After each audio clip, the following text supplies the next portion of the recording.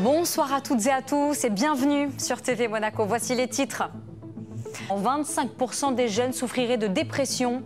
La santé mentale plus que jamais au cœur des préoccupations en principauté. Jérôme Palazzolo, auteur de La santé mentale pour les nuls, sera mon invité. Sur notre plateau, la semaine dernière, le directeur de l'Éducation nationale, de la jeunesse et des sports, Jean-Philippe Vinci, annonçait vouloir faire de la santé mentale chez les jeunes une priorité. Bonsoir Laura. Bonsoir. Selon une récente étude française, 25% des jeunes souffriraient de dépression. Oui, c'est énorme. C'est un quart des jeunes âgés de 15 à 29 ans. C'est encore plus que les 14% qui s'auto-déclarent en mauvaise santé mentale. Et pour rappel, la dépression n'est pas une humeur triste passagère. Elle implique une forte fatigue, un repli sur soi, une perte d'intérêt dans les choses, de l'anxiété, de la solitude. C'est le résultat d'un mélange complexe de facteurs sociaux, psychologiques et biologiques. Et qui sont les plus touchés, toujours, chez ces jeunes ? Alors c'est l'entrée en âge adulte qui semble marquer un tournant dans la santé mentale des jeunes d'un taux de plus en plus important jusqu'aux 26 ans. La plupart sont préoccupés par au moins une des trois thématiques, l'actualité internationale, la crise environnementale ou leur avenir personnel. Est-ce qu'il existe des zones plus touchées que d'autres, par exemple la région PACA ? Alors oui, la région PACA est en fait la région où on souffre le plus souvent de dépression en métropole. Car 28% donc des jeunes sont concernés, une statistique importante mais largement dépassée par les Outre-mer. Dans les DOM-TOM, il s'agit de 39% des 15 à 29 ans qui souffrent de dépression. Alors en Outre-mer comme en métropole, les jeunes sont nombreux à demander une facilitation d'accès aux soins, une sensibilisation de manière générale, bref une volonté d'agir sur les causes plutôt que simplement les symptômes. Merci beaucoup Laura et nous accueillons d'ailleurs ce soir un professionnel de la question. Bonsoir Jérôme Palazzolo. Bonsoir. Merci beaucoup d'avoir accepté notre invitation. Vous êtes médecin psychiatre à Nice, professeur de psychologie clinique et médicale et vous publiez ce livre La santé mentale pour les nuls. Votre réaction d'abord à ce que Laura vient de nous exposer, vous qui pratiquez en région PACA justement. Alors c'est pas très étonnant, il y a un point sur lequel il est important d'insister, c'est la durée des symptômes. C'est-à-dire que là on a parlé d'une symptomatologie, il faut que cette durée soit au-delà de 2 semaines. C'est important de le préciser parce qu'on peut très bien avoir tous ces symptômes-là sans pour cela souffrir d'une maladie dépressive.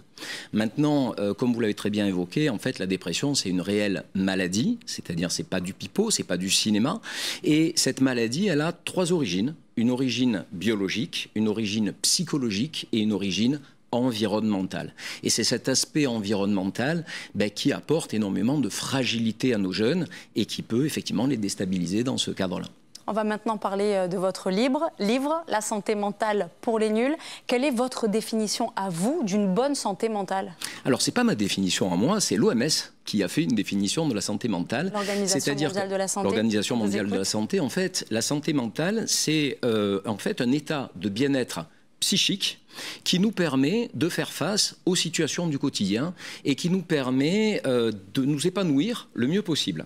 Donc ça veut dire que on peut très bien être en bonne santé mentale et souffrir d'une pathologie psychique, et on peut très bien n'avoir aucune pathologie psychique et ne pas être en bonne santé mentale. Mais c'est-à-dire, on peut être en bonne santé mentale au quotidien, mais être un peu tracassé par les soucis de tous les jours, c'est ça ? Alors, oui et non. C'est-à-dire qu'en fait, la santé mentale, il y a 3 états de santé mentale. Tout d'abord, il y a la santé mentale positive. Santé mentale positive, c'est je vais bien, je fais face aux problématiques du quotidien sans me prendre la tête. Ensuite, il peut y avoir des états de détresse psychique. Dans ce cadre-là, on n'est pas dans la maladie, mais on fait face à des situations difficiles. Un deuil, une rupture affective, le fait de sortir de son travail, de ne pas être bien, etc. Et finalement, 3e étape, c'est le trouble psychique. Donc c'est important de faire la distinction parce que si on n'est pas dans le trouble psychique, ça veut dire que dans ce cadre-là, on ne va pas nécessiter un traitement médicamenteux, on ne va peut-être pas nécessiter un suivi psychiatrique, peut-être une aide psychologique. Donc c'est important justement de différencier ces 3 étapes de la santé mentale. Il y a des signes auxquels nous devons prêter une attention particulière ?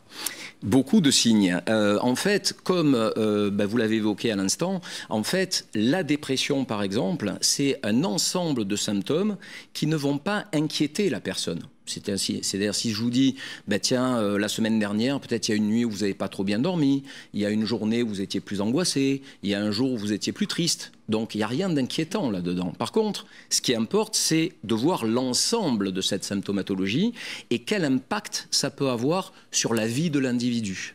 Idem pour les troubles anxieux.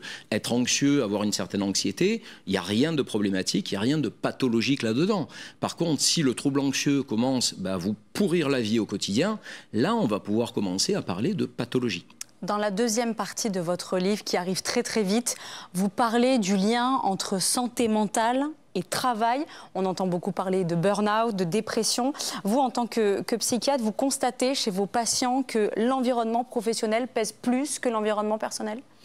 Souvent, c'est-à-dire que dans l'idéal, on dit que quand on va travailler, quand on sort du travail, c'est important de fermer la porte du bureau et de se retrouver chez soi et de lâcher prise. Et de laisser les problèmes derrière. Et oui, mais c'est pas le cas. C'est pas le cas. Si vous êtes victime de harcèlement professionnel, si vous êtes dans un environnement qui n'est pas adapté à vos valeurs, si vous vous retrouvez vraiment harcelé par des collègues, c'est difficile de faire la part des choses en rentrant à la maison. Donc effectivement, ça induit une grande souffrance et parfois un état dépressif réactionnel. En quelques secondes, très rapidement, une petite consultation. Quel est le meilleur moyen pour entretenir sa santé mentale? Vos conseils? Alors, meilleur moyen, déjà, premièrement, essayer de s'orienter vers des choses qui font plaisir. La notion de plaisir est une notion peut-être un peu dévoyée, mais très importante. La notion de sport aussi. Le sport est très bon pour la santé physique, très bon pour la santé mentale également. Le fait aussi d'avoir un socle familial, un socle amical. Déjà, si on a ces facteurs-là qui sont des facteurs justement favorisants, c'est déjà un point très positif. Merci beaucoup Jérôme Palazzolo d'être venu sur le plateau de TV Monaco pour en parler. Votre livre, La santé mentale pour les nuls, est disponible. Merci beaucoup. Merci à vous.